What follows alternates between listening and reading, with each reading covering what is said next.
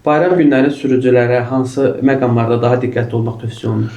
İlk növbədə təşəkkürümü bildirirəm ki, öz sosial şəbəkənizdə, eləcə də xəbər portalınızda yol hərəkətinin təhlükəsi ilə bağlı məqam ayırdığınıza görə.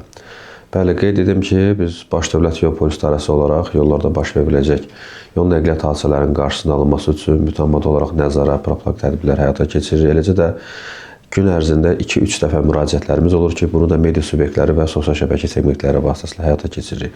Bunun da olunmasında hər birində məqsəd qeyd etdiyimiz müraciətləri sürücülərimizin, hərəkət iştirakçılarımızın diqqətinə çatdırmaq və baş verə biləcək yol nəqliyyat hadisələrinin qarşısını almaq. Bunun içərisində bizim sürücülərimiz də gedir, piyadalarımız da, sərnişinlərimiz də. Çünki hər birinin təhlükəsizliyi bizim üçün ən vacib məqamdır. Biz də Dövlət Yol Polisi olaraq apardığımız bütün fəaliyyətimiz, xidmətimiz bundan ibarətdir ki, qəzalar baş verməsin, sürücülər həyatını itirməsin, sərnişinlərimiz, piyadalarımız xəsarət alıb həyatını itirməsinlər. Qeyd edim ki, bəli, bayram günlərində İlk növbədə onu qeyd edim ki, Dövlət Yol Polisinin əməkdaşları gücləndirilmiş iş rejimində xidmət aparacaq. Yenə vurğulamaq istərdim ki, bu xidmətin əsas məqsədi qeyri-iş günlərində qabaqdan 11 gün qeyri-iş günü var, hansı ki, Novruz bayramı, Ramazan bayramı. Bu qeyri-iş günlərində yollarda hər hansı bir xoşagəlməz hallarla qarşılaşmamaq üçün, yol nəqliyyat hadisələrinin baş verməməsi üçün hər bir sürücümüz, hərəkət iştirakçılarımız adi günlərdən fərqli olaraq daha ehtiyatlı olmalıdırlar. Çünki hərəkət intensivliyi Respublika əhəmiyyətli avtomobil yollarında artacaq, avtomobillərin sayı artacaq. Ola bilər ki, bəzi sürücülərimiz yorğun, yuxulu halda sükan arxasına əyləşə bilərlər. Nəzərə almaq lazımdır ki, Baş Dövlət Yol Polisi İdarəsinin Respublika əhəmiyyətli avtomobil yollarında stasionar postları var.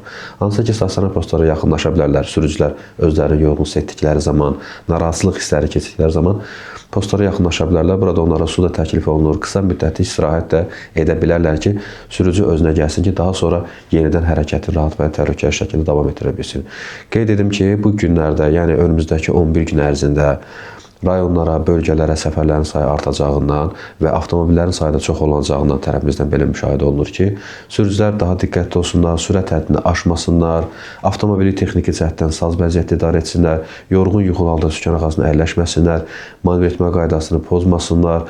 Eləcə də ən əsas vacib məqamlardan birisi də mobil telefondan istifadə etməsinlər, təhlükəsizlik kəmərini istifadə etsinlər ki, rahat və təhlükəsiz şəkildə bayramı xoş əhval-ruhiyyə ilə keçirə bilsinlər və rahat şəkildə geri qayıda bilsinlər ki, xoşagəlməz hallarla yollarda qarşılaşmayaq. İlkin növbədə bu məsələni qeyd edim ki, piyada yol hərəkətinin ən müdafiəsiz iştirakçısıdır.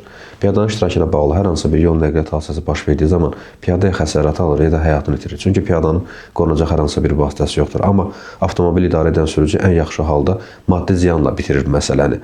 Piyada ona görə də qaydalara riayət etməlidir. Yolda nəzərdə tutmayan yerlərdən keçməli deyil. Bəzi hallarda qeyd etdiyiniz kimi yolun hərəkət hissəsinə qaçaraq keçirlər, yolun ortasındakı maneələrin üzərindən atlanırlar, sürücüdə çaşqınlıq yaradırlar. Bəzi hallarda da belə yolu keçməkləri qəzalarla nəticələnib ki, görmüşük ki, avtomobil sürücünü vurub, avtomobil üzündən piyadanı vurub, piyada nəzərdə tutulmayan yerdən keçib və 2 metr, 3 metr ən azından piyadanın yolun kənar hissəsinə atıb.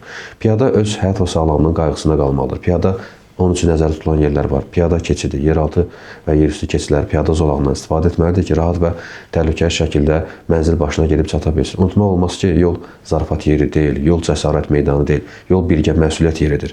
Biz də Dövlət Yol Polisi olaraq apardığımız bütün işlər ondan ibarətdir ki, piyadalarımızın, sürücülərin təhlükəsini təmin etməkdir. Amma bəzi hallarda təəssüflə qeyd etməliyəm ki, bu qədər olunan xəbərdarlıqlara, görülən işlərə baxmayaraq, bəzi piyadalar, əsasən də valideynlər, baxırsan ki, az yaşlı övladını əlindən tutur, nəzərdə tutmayan yerdən keçir və həmin yandakı da az yaşlı övlad böyüdüyü zaman, fərdi bir şəxs olduğu zaman artıq baxır ki, mənə də valideyn hər zaman buradan keçirdi, yolun ortasındakı maneə üzərinə atlanmışıq, nəzərdə tutmayan yerdən keçmişik və o da o formada böyüyür, o da artıq qaydalar pozan bir şəxs olur. Ona görə də bu qaydalar ilk növbədə evdə valideyndən övlada aşılanmalıdır. Daha sonra məktəblərdə şagirdlərə aşılanmalıdır. Biz ona görə də məktəblərdə, universitetlərdə çalışırıq ki, valideynlərlə, şagirdlərlə, tələbələrlə görüşürük və hər zaman bu yol hərəkəti qaydalarını xatırladırıq ki, sizlər bizim gələcəyimizsiniz, qaydalara riayət etməlisiniz. Hər birinizin valideyni sizi böyüdürsə, hər birinizin üzərisində böyük arzuları var. Bu arzuları da gəlib çatmaq üçün həyatda disiplinli olmaq lazımdır.